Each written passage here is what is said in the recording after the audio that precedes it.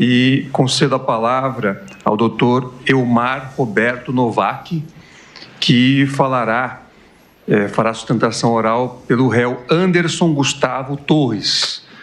Doutor Elmar Roberto Novak, seja bem-vindo à tribuna. Vossa Senhoria terá o prazo de até 1 hora para a sua sustentação oral.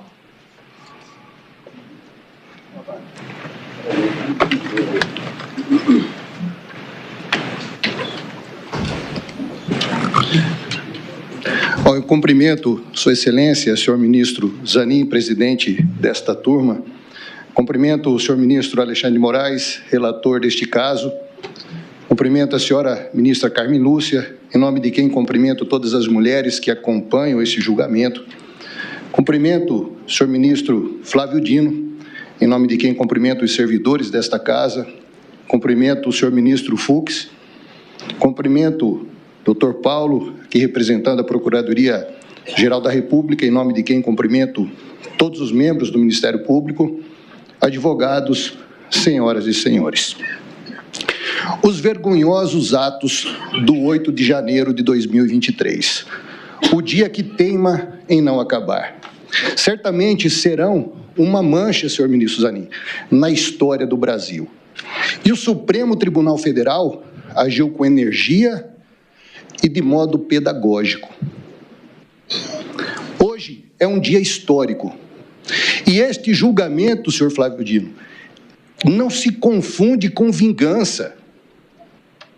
Trata-se de justiça. E o que se pede neste momento aos senhores julgadores não é benevolência, mas aplicação firme da lei e do direito. Que as consequências sejam suportadas por aqueles que realmente têm responsabilidade, na linha do que foi dito pelo senhor ministro relator, com amparo nas provas, sem que haja dúvida razoável. O Supremo deve cumprir com a sua fiel missão de guardião da Constituição Federal, sem se pautar por questões políticas e ideológicas, e sem se curvar, senhor ministro Alexandre, para as pressões internas ou externas. A isenção é o que se espera desta corte. Corte que eu sempre defenderei, ministra Carmen Lúcia. Aliás, sempre defenderei as instituições do Brasil. Não há democracia sem instituições fortes e independentes. Portanto, defender a autonomia e defender a solidez das instituições é defender o próprio Estado democrático de direito. Isso não quer dizer, senhor ministro Flávio Dino, que as instituições ou seus membros estejam imunes às críticas, até porque são as críticas que permitem o amadurecimento institucional e o aperfeiçoamento do sistema que nós escolhemos.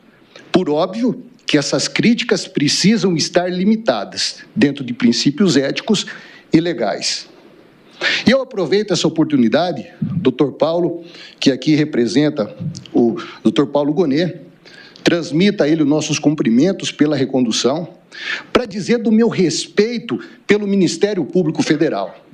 Mas eu ouso dizer que, em relação a Anderson Torres, toda a tese acusatória é um ponto fora da curva. A defesa de Anderson Torres sempre agiu com lealdade e com transparência. E desde o princípio, senhor ministro Zanin, se colocou à disposição dos órgãos de persecução penal em busca da verdade. Infelizmente, nem a Polícia Federal e nem o Ministério Público estavam interessados naquele momento na verdade. E eu logo mais justifico o meu posicionamento. Eu gostaria aqui de destacar que toda a narrativa do Ministério Público Federal em relação a Anderson Torres parte da premissa, senhor ministro Fux, que Anderson Torres teria conspirado, teria participado de uma macabra trama golpista e deliberadamente se ausentado do Distrito Federal. No entanto, isto não caminha com a verdade. Eu peço vênia aqui para citar neste primeiro momento, apenas a título exemplificativo, 2 inverdades flagrantes aduzidas pelo Ministério Público Federal nas suas alegações finais. A mais grave delas trata-se da viagem do ex-ministro da Justiça para os Estados Unidos com sua família no dia 6 de janeiro. Estranhamente, o Ministério Público, nas suas alegações finais, traz, na página 368, que Anderson Torres forjou provas no processo, qual seja o bilhete das passagens aéreas da sua viagem com a família para os Estados Unidos. É uma acusação gravíssima. Agora, veja só, essas passagens foram juntadas no processo em janeiro de 2023. O Ministério Público passa todo esse tempo sem fazer um questionamento sequer. E na sua última manifestação formal, traz ainda uma ameaça de abrir novo procedimento investigatório para apurar a possível fraude. No dia 15 de julho, senhor ministro Flávio Dino, seu antecessor passou por um verdadeiro calvário, um verdadeiro linchamento moral. A mídia nacional... Muito boa tarde para você que nos acompanha pela rádio aqui no 3 em 1. Nesse momento, acompanhamos o julgamento do núcleo crucial da suposta trama golpista no Supremo Tribunal Federal. Quem fala é Elmar Roberto Novak, que é advogado do ex-ministro Anderson Torres. Acompanha aqui na Jovem Pan. Vamos juntos. Imediatamente do réu para que ele pudesse justificar. E ele foi, então, atrás da agência de viagens que emitiu os bilhetes de passagem.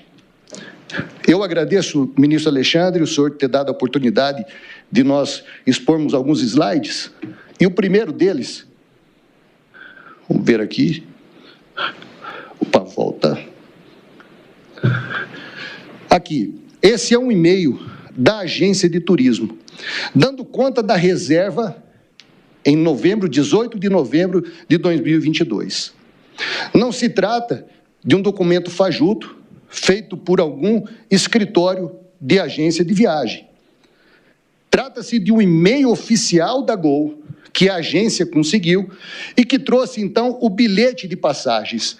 Note a data de emissão da passagem, 21 de novembro de 2022.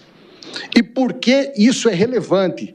Porque nesta data sequer havia qualquer cogitação em relação aos atos do 8 de janeiro. Para reforçar o seu equivocado ponto de vista, o Ministério Público Federal traz uma segunda inverdade, senhor ministro Fux. E eu peço vênia para ler um trecho da denúncia. Abre aspas. Especificamente sobre a viagem ao exterior de Anderson Torres, em 6 de janeiro de 2023, às vésperas da deflagração dos atos violentos, sem o conhecimento do governador do Distrito Federal, considerações mais detidas merecem ser suscitadas. Foi dito, então, que o governador sequer tinha conhecimento para provar a maliciosa e deliberada ausência do ex-secretário de Segurança Pública do DF, naquela data. Pois bem,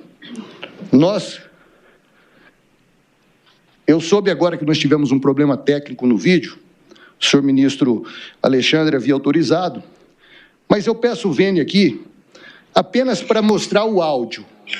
O secretário Anderson Torres, nesse telefonema, no sábado pela manhã, ele havia um comunicado... Pois não, ministro Alexandre. Presidente, quando o doutor Novak pediu autorização para usar os slides, nós pedimos e conversei com os colegas da turma, todos os colegas, para remeter anteriormente para verificar se estava nos autos, o que estava, e autorizamos. Não veio no pedido esse material, então esse material não está autorizado, doutor, desculpe.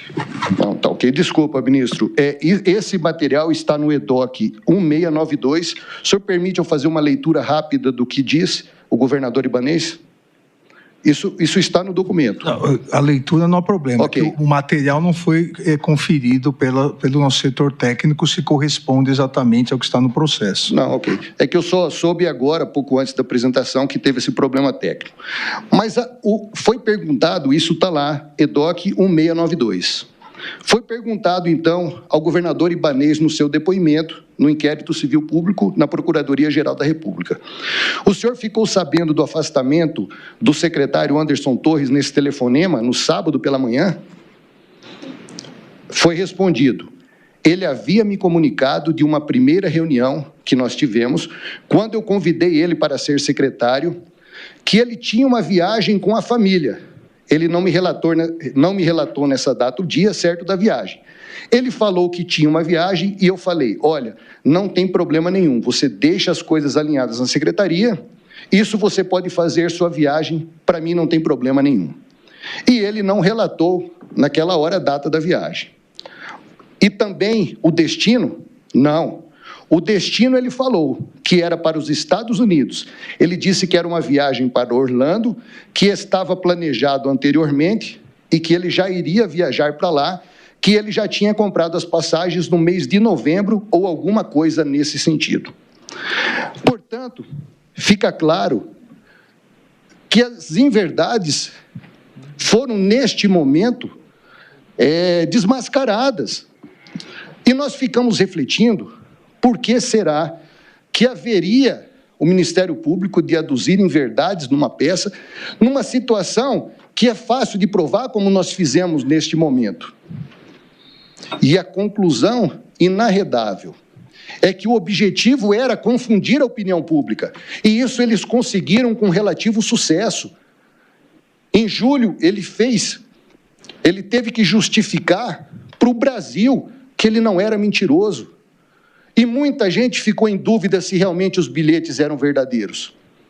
O segundo era uma tentativa deliberada de tirar o foco de atenção das provas do processo, porque as provas são favoráveis a Anderson Torres.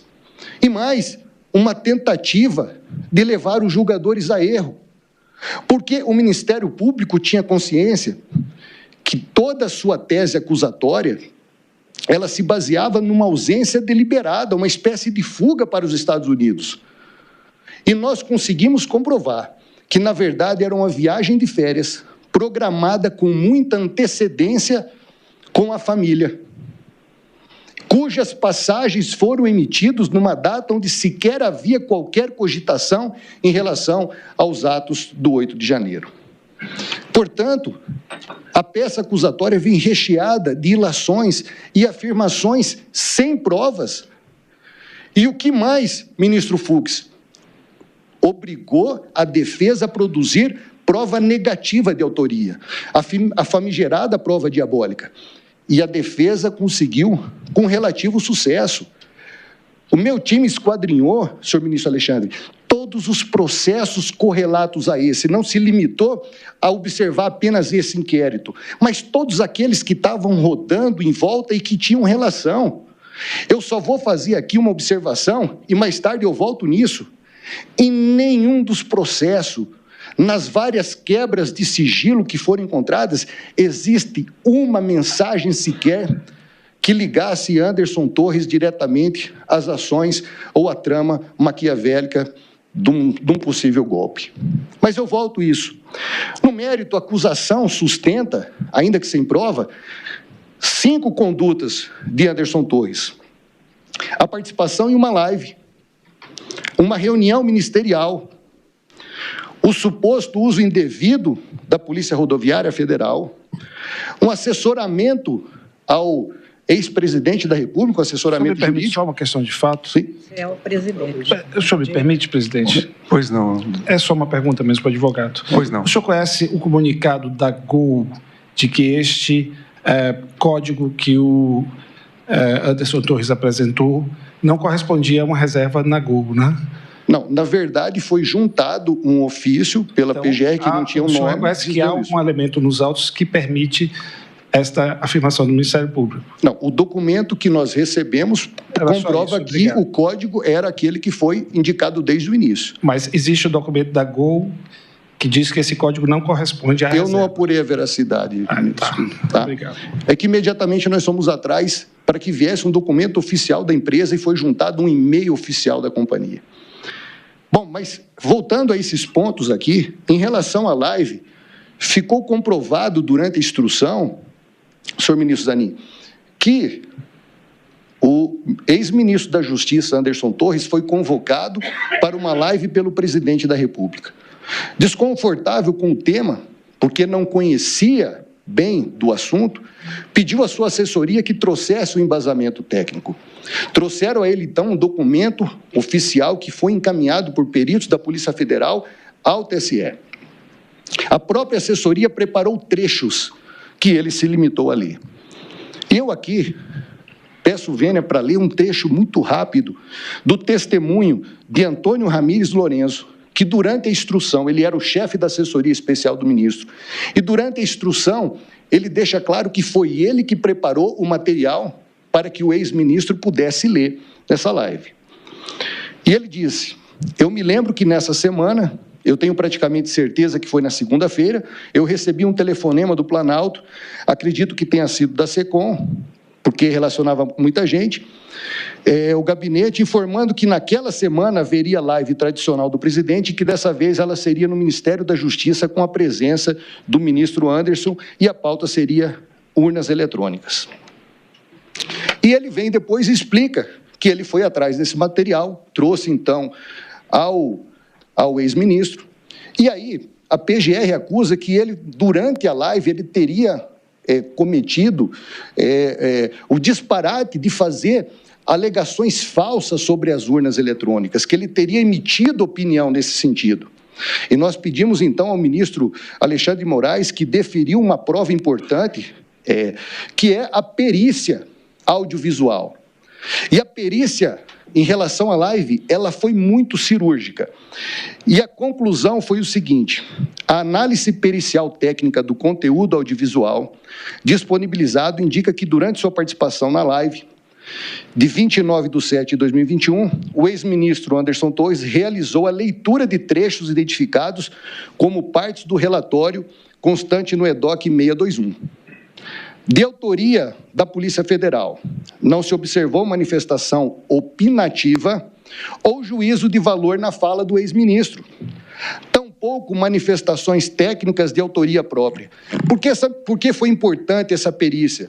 Porque dificilmente nós vamos da correria parar para ficar ouvindo o áudio para ver se realmente ele fez ilações. A perícia é técnica e ela é clara, é cara crachá.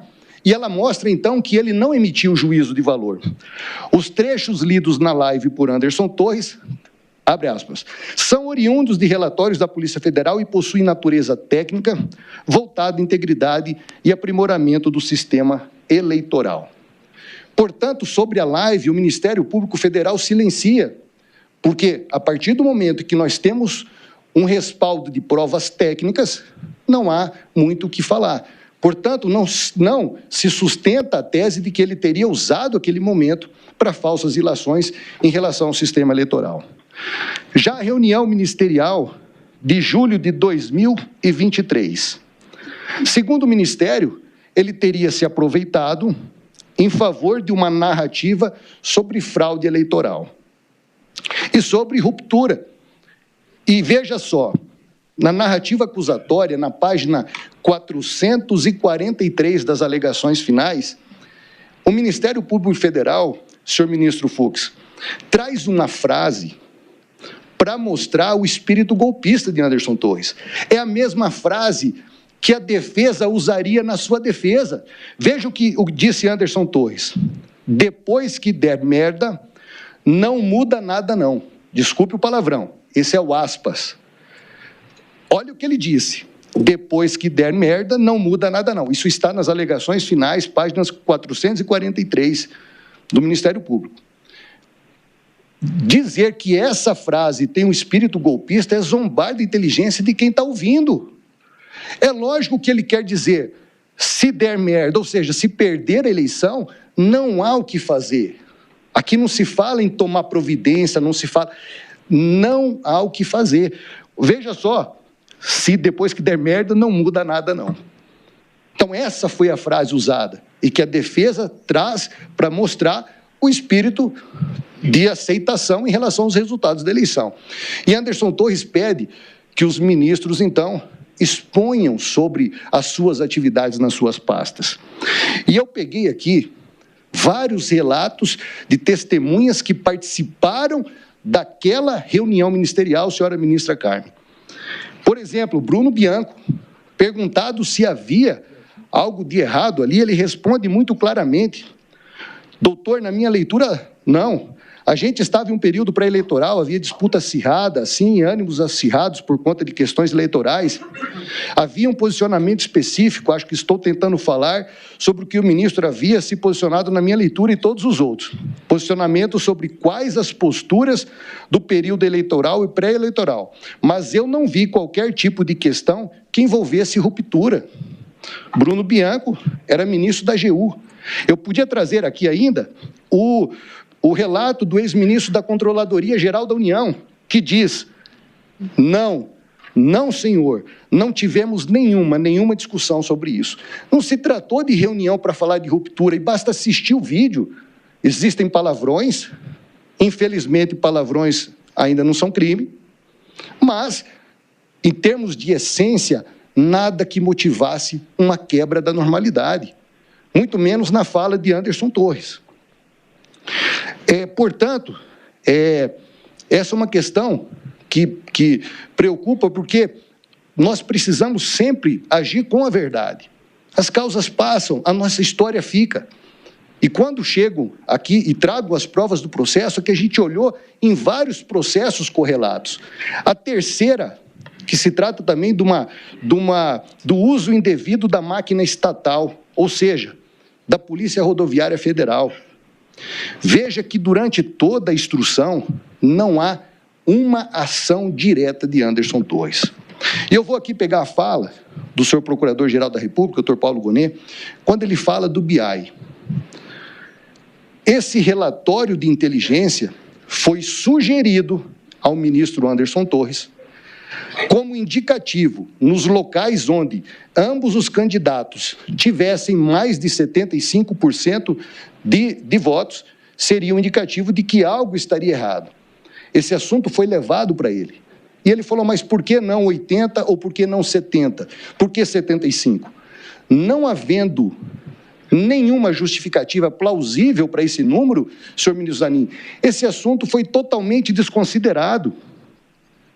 Agora, me chama a atenção, e eu faço questão aqui de ler, que esse BI teria sido solicitado a um funcionário chamado Clebson Ferreira de Paula, senhora ministra Carmen, que foi testemunha da acusação.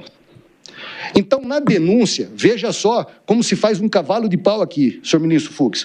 Na denúncia, a PGR afirma que, ao longo de outubro, o analista foi chamado a participar de diversas reuniões e manteve comunicação com altos dirigentes, como Anderson Torres, então ministro da Justiça.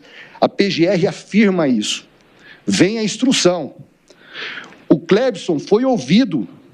E olha o que disse Clebson, respondendo à pergunta do Ministério Público, senhor Paulo. O senhor chegou a participar de reuniões com a presença do senhor Anderson Torres? O senhor chegou a receber alguma orientação diretamente dele? O senhor sabe se o seu trabalho chegou ao conhecimento do senhor Anderson Torres? O que respondeu a testemunha de acusação? Não, senhor. Não me encontrei com Anderson Torres à época das eleições. O Ministério Público insiste. O senhor nunca recebeu orientação diretamente dele? A testemunha diz: não. Vem o Ministério Público e pergunta novamente: o senhor sabe se as ordens que a senhora Marília dava, elas partiam de Anderson Torres ou eram do conhecimento dele essas ordens ou orientações? E a testemunha respondeu: não, senhor, não sei dizer.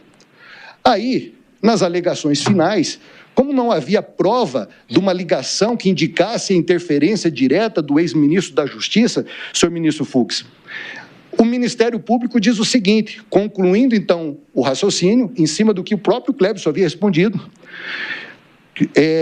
ele afirmou que todo o escalão de chefia comandado por Anderson estava enviesado cognitivamente, prejudicando a atuação imparcial dos servidores do Ministério da Justiça.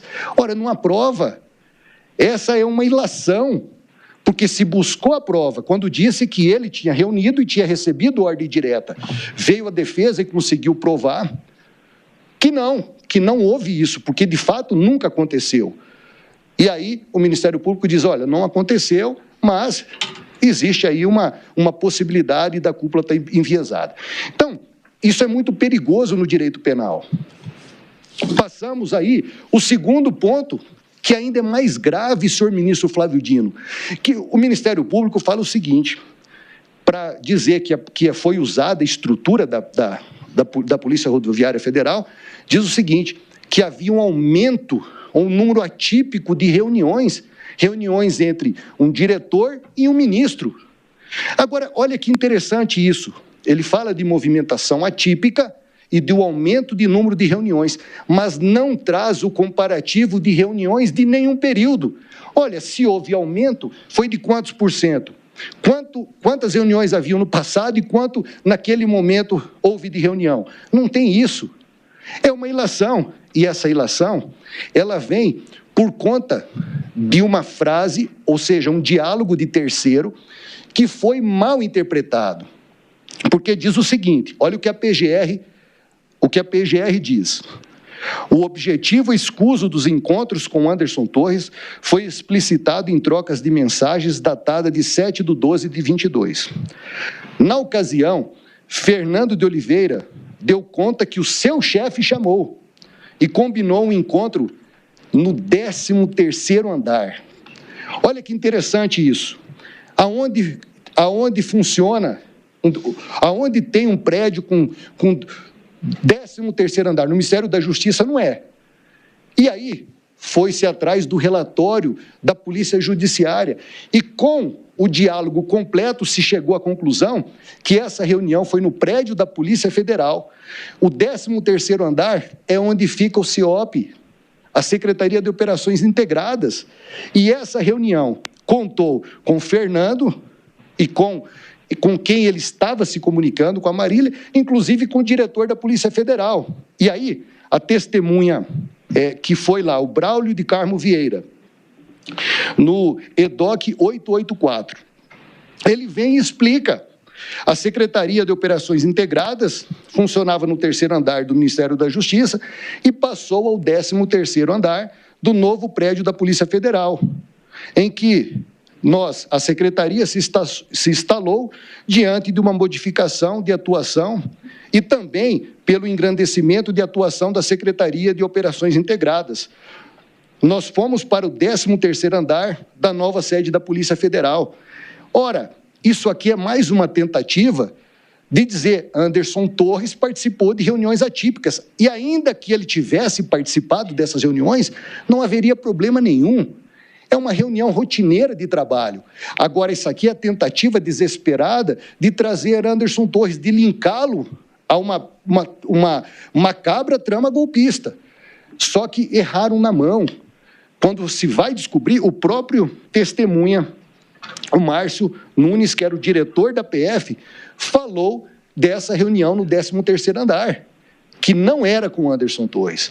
Portanto, é um diálogo deturpado, deliberadamente omitindo o seu sentido real. Isso não é correto, entendeu? E veja só, para finalizar, a reunião do dia 19 de outubro de 22.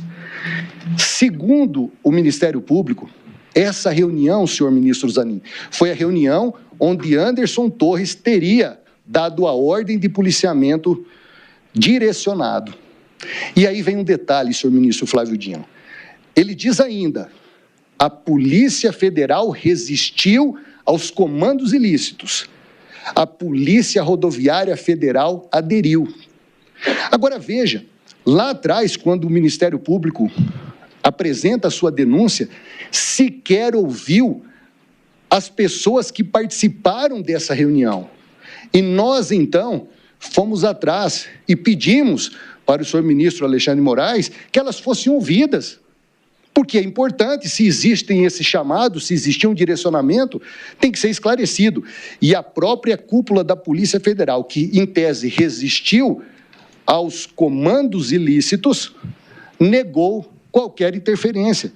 E eu cito aqui, para não me alongar muito, o depoimento do Márcio Nunes de Oliveira, que era o diretor-geral da Polícia Federal. Isso está no EDOC 895. Houve algum gesto do ministro, alguma menção que pudesse sugerir algum apoio direcionado ao ex-presidente Bolsonaro ou ao número 22 nessa reunião? O que disse o diretor da Polícia Federal? Instituição que teria resistido aos comandos ilícitos. De forma alguma, não teve nenhuma menção.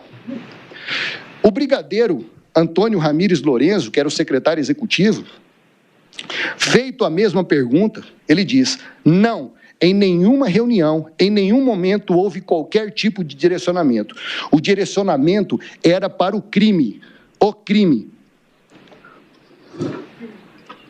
Bom, e aí vem aqui. Uma pergunta que foi feita para a mesma testemunha. Em outro trecho da denúncia, na página 88, o excelentíssimo senhor Procurador-Geral da República diz o seguinte: os diálogos mantidos no grupo em off indicam que na reunião, e aí ele está se referindo a essa reunião de 19 de outubro de 22, Anderson Torres foi operoso na concretização do plano insidioso. Houve alguma espécie de plano insidioso nessa reunião, em qualquer outra? Nós deixamos aberto, não é só aquela, qualquer outra. A resposta foi: se houvesse o plano insidioso, ele teria se repercutido já no primeiro turno, porque a filosofia foi a mesma nos 2 turnos da eleição. Então, nunca houve nenhum direcionamento maligno ou pontual para um candidato ou outro. A postura sempre foi na linha do que o Ministério atuou na gestão do ministro Anderson Torres. E qual era? O combate ao crime.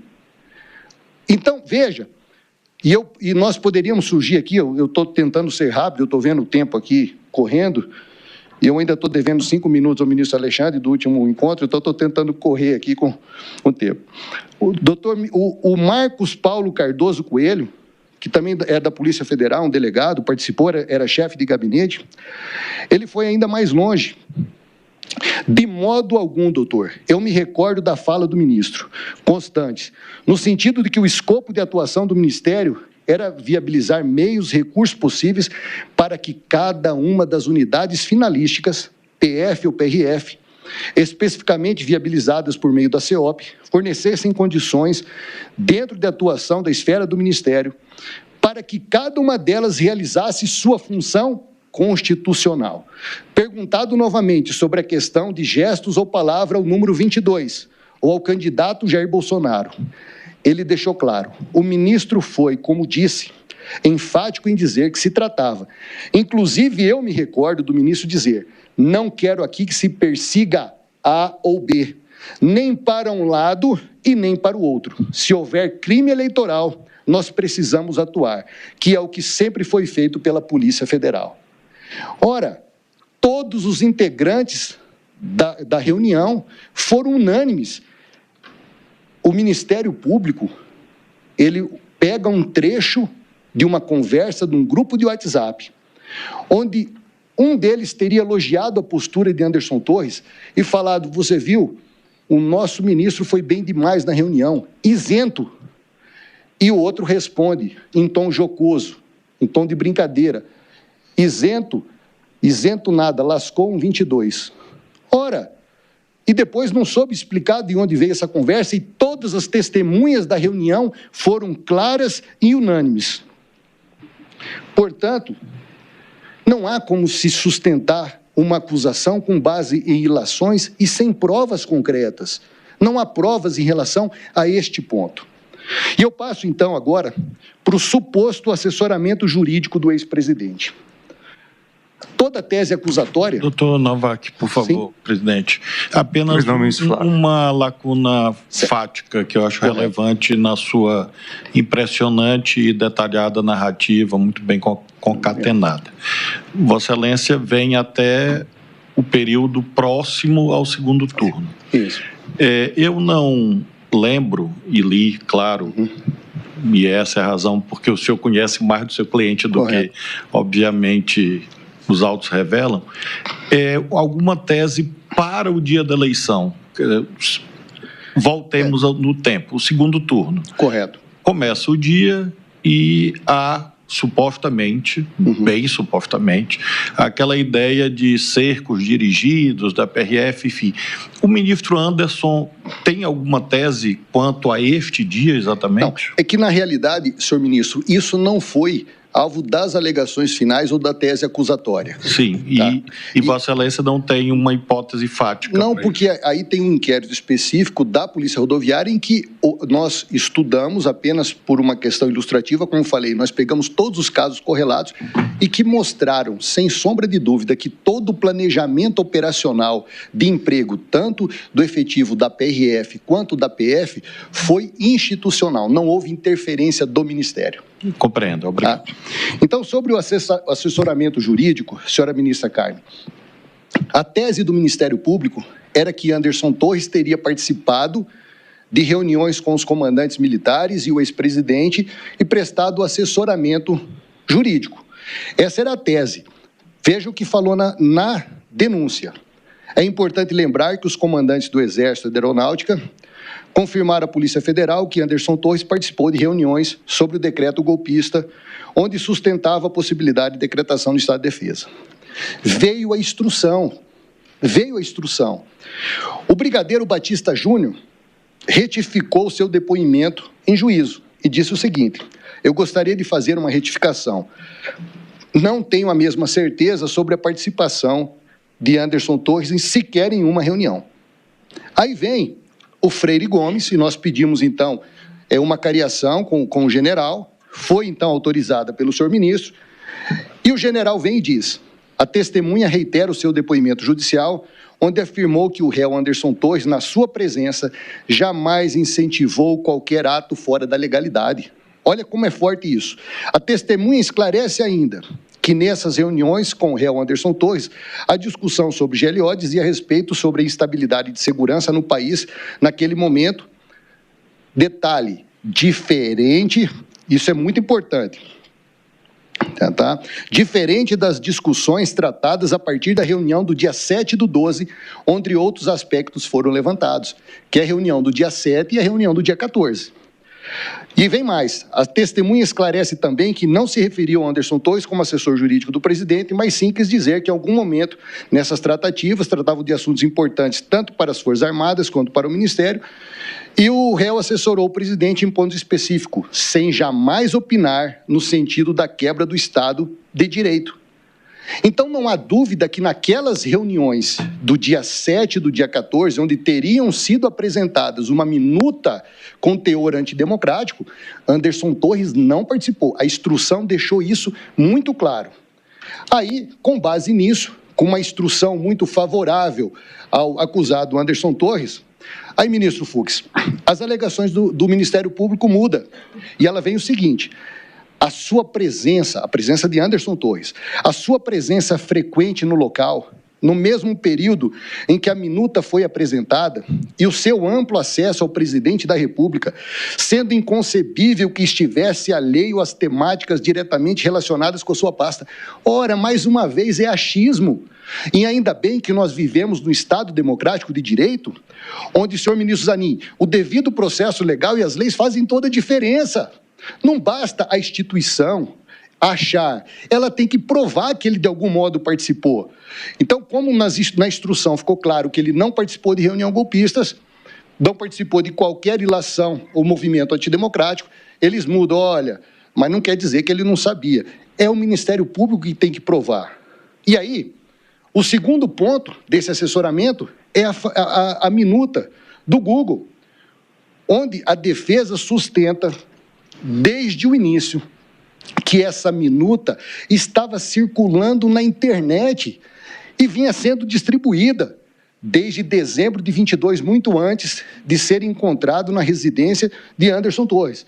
E eu vou colocar aqui um trecho do slide que mostra. Bom, dentro do seu espírito cooperativo, nós então pedimos aos órgãos de persecução penal que investigassem a origem dessa minuta, quem postou essa minuta na internet, quem inseriu, e nós apresentamos então essa minuta. Inclusive, quem colocar aí, neste momento, conjur/DL, a minuta continua lá na internet. Nós corremos fazer uma ata notorial porque ficamos preocupados até de tirar ela da internet, mas não, continua lá. Quando nós pedimos isso, o Ministério Público pede, então, que o conjur explique quem colocou e quando colocou. E aí veio, então, a resposta de uma auditoria interna do conjur, dizendo, olha, esse link só foi postado em janeiro de 23, quando, depois da busca e apreensão, que foi encontrada a minuta. Mas veja os detalhes, nós pedimos um link e foi respondido outro link. É como se eu te perguntasse, por exemplo, o senhor ministro Flávio Dino é bonito?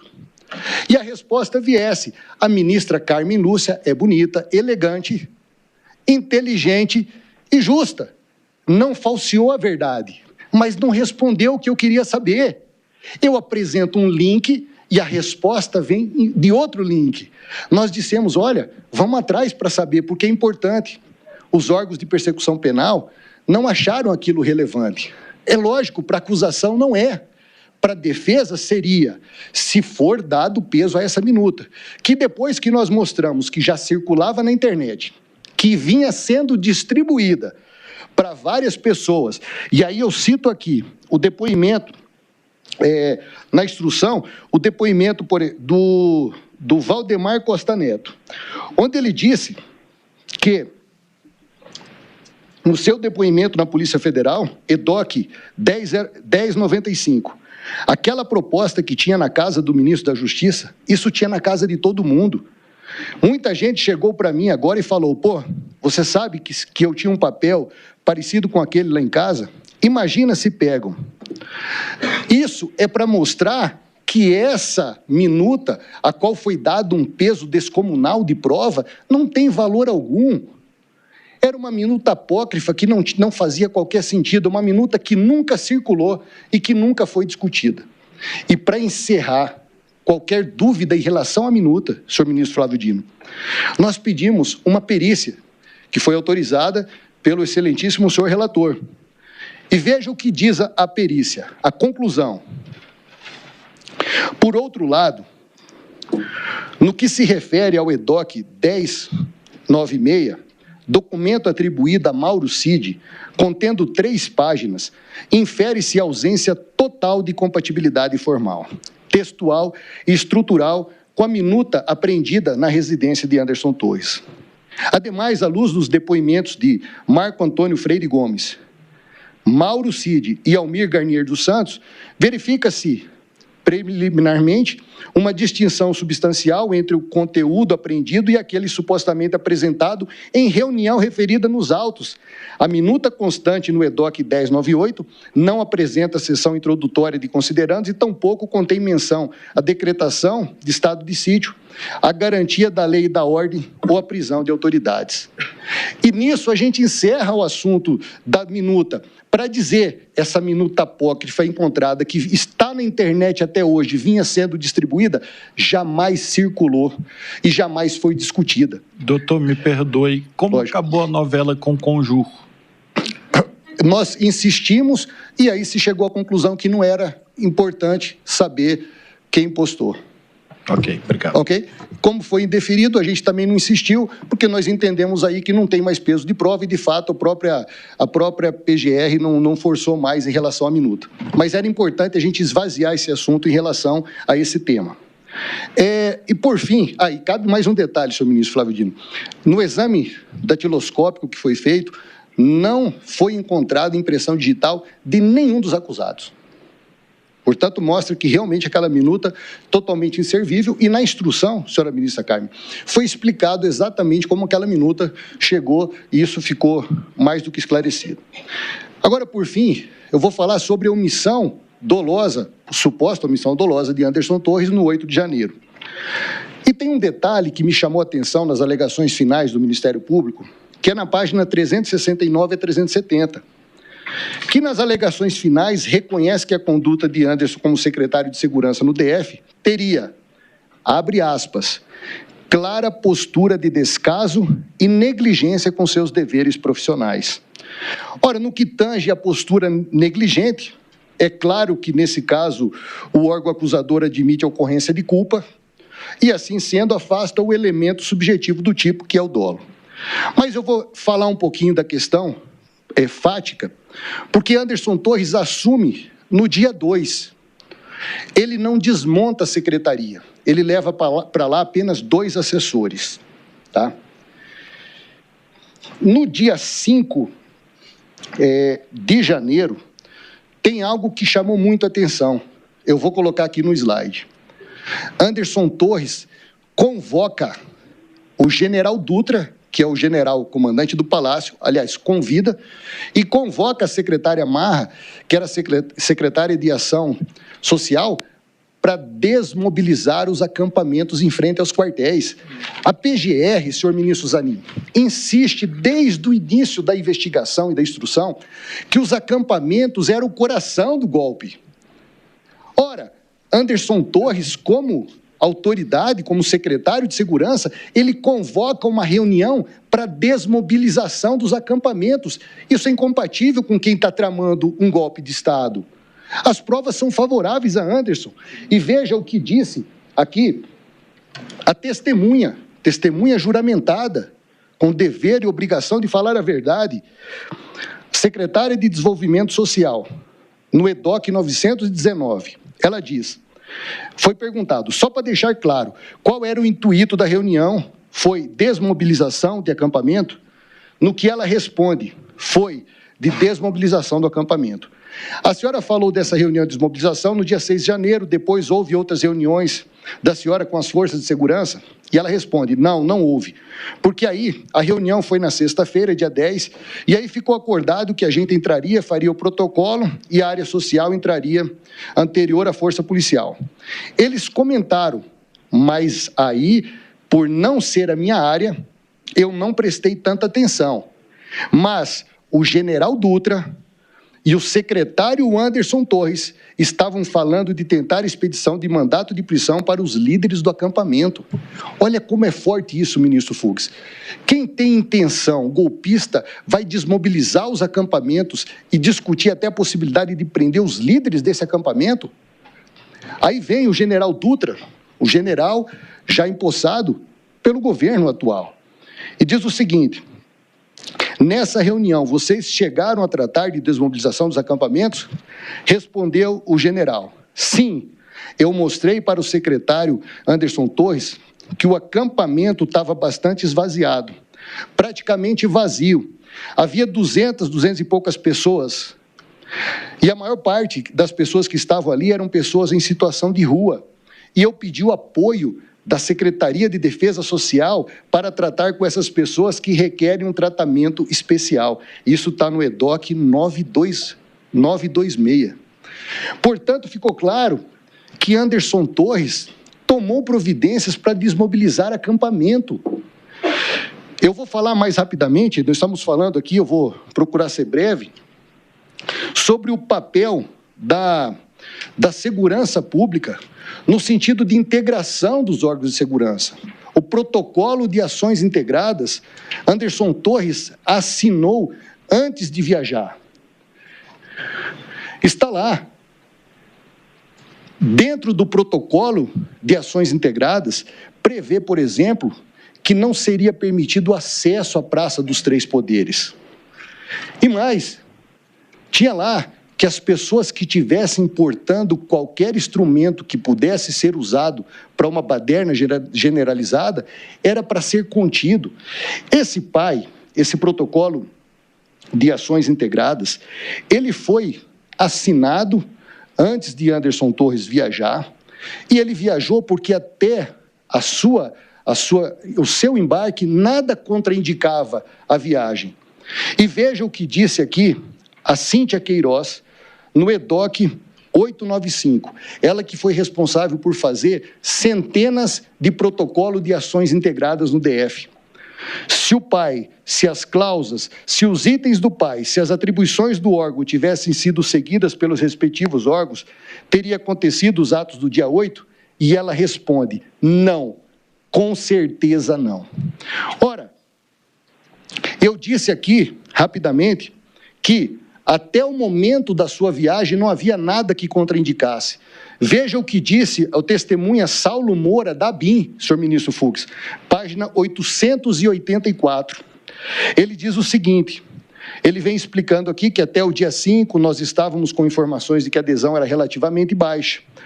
E aí foi falado que, enfim, ele foi explicando uma série de coisas, como procedia, mas o ponto que chama atenção.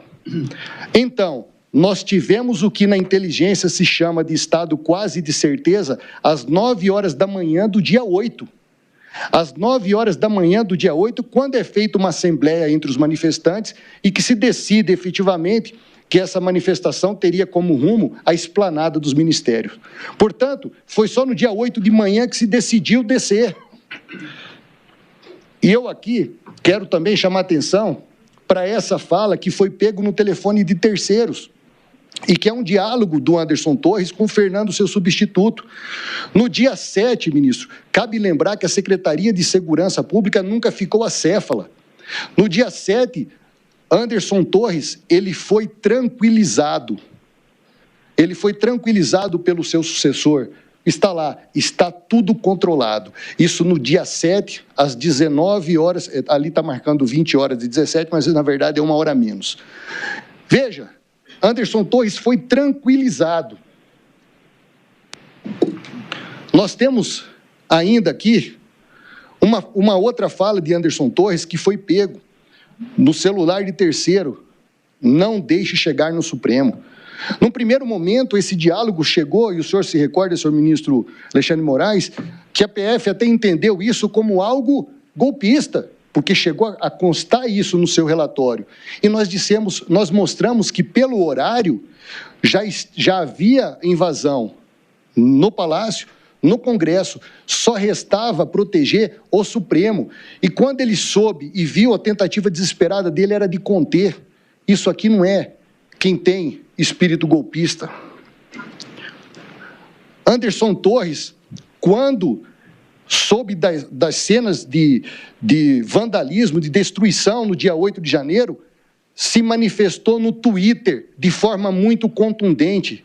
Cenas lamentáveis na esplanada dos ministérios. É inconcebível a desordem, inaceitável o desrespeito às instituições, e vem lá. Isso, voltando aqui, a primeira às 3h26, a segunda às 4h23, e a terceira e mais grave, criminosos não sairão impunes. Ora, a PGR considerou, há um pouco tempo atrás, numa outra investigação, que uma determinada autoridade foi tranquilizada, se manifestou publicamente, isso teve peso na visão do Ministério Público. Em relação a Anderson Torres, nós apresentamos tudo isso para mostrar o seu espírito democrático, que não tinha nada a ver com a trama, e a PGR foi silente em relação a todas essas provas. Ora, eu queria aqui ainda registrar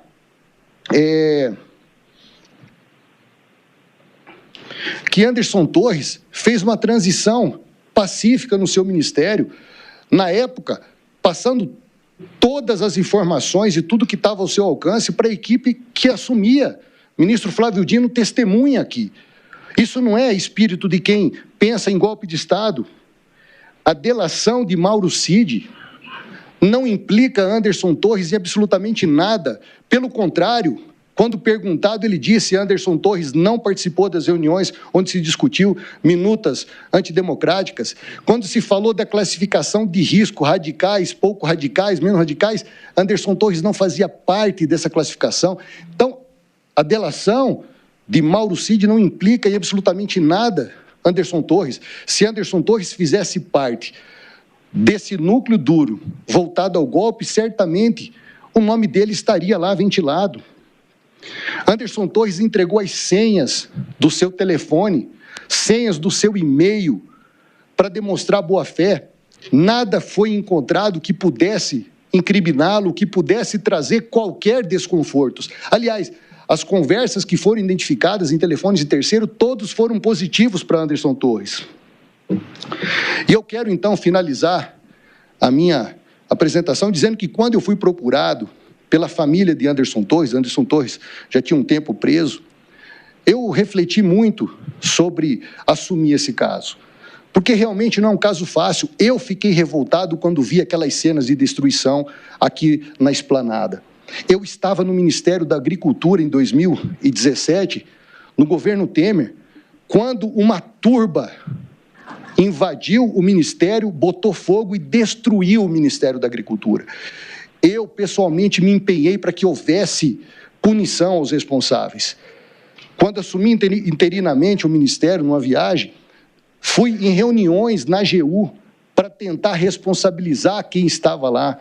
Infelizmente, não foi possível. Mas é muito revoltante você verificar aquilo atenta completamente contra o Estado democrático de direito. E eu sei que era um caso complexo e difícil, mas eu conheço a história e a trajetória de Anderson Torres. Anderson Torres é um homem íntegro, é um homem correto, é um homem que ofereceu o seu sigilo fiscal e bancário e não se encontrou absolutamente nada. Anderson Torres não teria condições sequer, ministra Carmen, de pagar advogados. E nós fizemos isso pro bono, porque nós não abrimos mão de defender aquilo que nós acreditamos. Eu estive, senhor ministro Flávio Dino, há um tempo atrás, com uma pessoa por qual tenho uma grande afinidade, um grande apreço e respeito, e ela contou a história, ministro Zanin, de um seminarista que chegou feliz para o cardeal e disse: nós vamos... o senhor ficou sabendo, cardeal? A igreja está pensando em acabar com o celibato. E o cardeal, no auge dos seus 80 anos, respondeu: sou contra.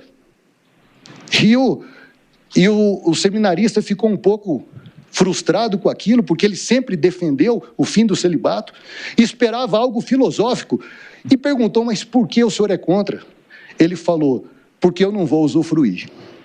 E quando ele disse isso, nos mostra que muitas vezes só se olha para os interesses próprios. Nós temos que ter coerência e nós temos que defender o que é justo, correto e digno. Eu sempre fiz isso, desde jovem, faço isso hoje e continuarei defendendo o que é justo, correto e digno. E é por isso que eu entrei na defesa de Anderson Torres e peço a vossas excelências que considerem absolver Anderson Torres, porque é um homem inocente. Muito obrigado pela atenção. Agradeço, doutor Elmar Roberto Novaque.